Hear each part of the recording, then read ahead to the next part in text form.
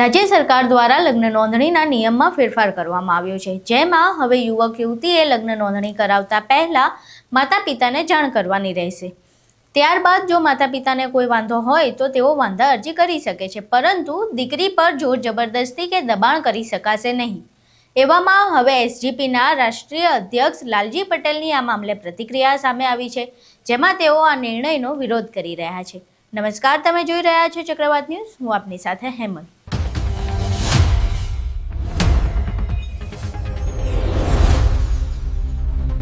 છેલ્લા ઘણા સમયથી અનેક સમાજ દ્વારા લગ્નના નિયમો બદલવાની માંગ કરવામાં આવી રહી હતી, ત્યારે રાજ્ય સરકારે લગ્ન નોંધણીના નિયમમાં ફેરફાર કર્યો અને માતા પિતાને જાણ કરવું ફરજિયાત બનાવ્યું છે।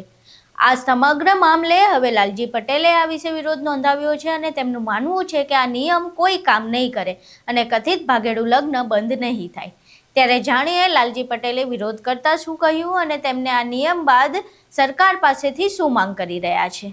જો છેલ્લા 5 વર્ષથી સર્વ સમાજની ટીમ દ્વારા એસપીજીના નેતૃત્વમાં અમે 5 મુદ્દાના ફેરફારો કરવા માટે માનનીય મુખ્યમંત્રી શ્રી, કાયદા મંત્રી શ્રી અને વિધાનસભાના 182 ધારાસભ્યોને રજૂઆતો કરેલી હતી।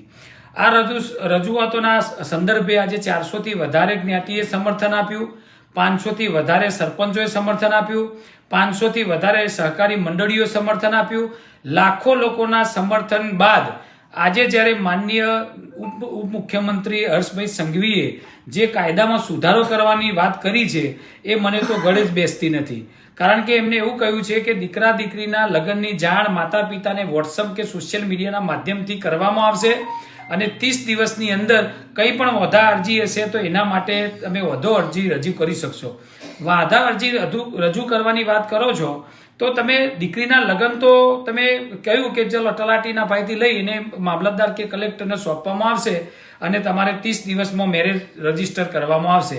તો અમારું એ કહેવું છે કે જ્યારે માતા પિતા ભાગેડુ લગ્ન બચાવવા માટેની વાત કરતા હોય, યુવા દીકરીઓ બચાવવાની વાત કરતા હોય એસપીજી અને અમારું સંગઠન, તો એમાં જ્યારે દીકરી હાજર થશે તો એ વખતે તમે કોને સત્તા આપશો કે દીકરી એના પતિ જોડે જશે, હસબન્ડ જોડે, કે માતા પિતાને સોંપવામાં આવશે?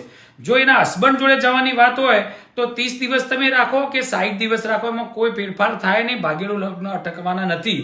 પણ જો માતા પિતાને સોંપવામાં આવે એવો કાયદો સ્પષ્ટતા કરવામાં આવે તો માતા પિતા 30 દિવસની અંદર સામેના જે યુવક છે, જે દીકરો છે, એની તમામ માહિતી અને બધું સમજાવીને દીકરીને સમજાવે અને એમાં જો યોગ્ય હોય તો તમે 30 દિવસમાં લગ્ન જે નિયમ લાવો છો એ યોગ્ય છે, પણ હજી સ્પષ્ટતા નથી કરતા। પ્લસ તમે સમાજ પાસે, સર્વ સમાજ પાસે ગુજરાતમાં માગણીઓ કરો છો કે 30 દિવસની અંદર તમે તમારા જે પણ સૂચનો હોય રજૂ કરો।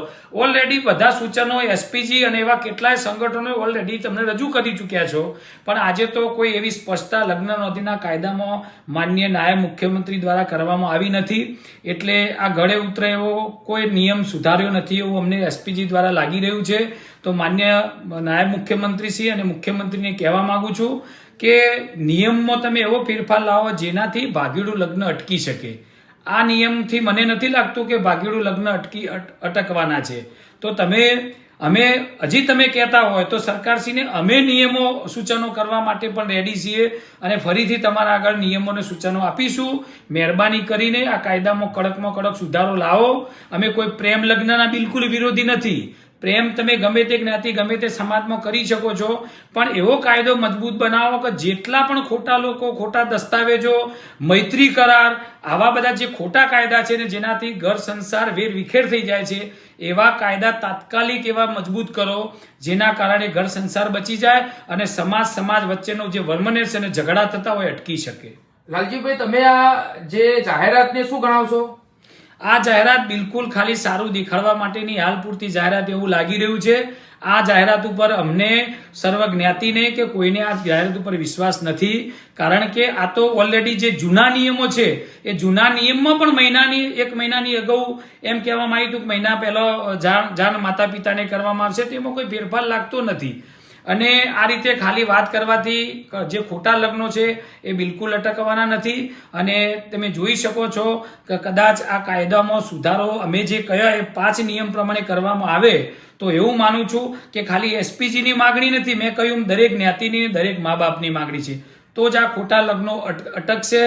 કારણ કે ખોટા લગ્નો અટકાવવાળા એન કેન ગમે તે કરીને આ રીતે લગ્ન કરી દેશે અને પછી બધા જ મા બાપને અંધારામાં રાખશે.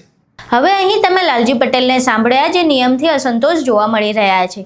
ત્યારે લાલજી પટેલના નિવેદન બાદ તમારું આ સમગ્ર મામલે શું માનવું છે? તમને આ નિયમ કેટલો યોગ્ય લાગે છે, કેટલો અયોગ્ય? અમને કોમેન્ટ બોક્સમાં જરૂર જણાવજો. નમસ્કાર.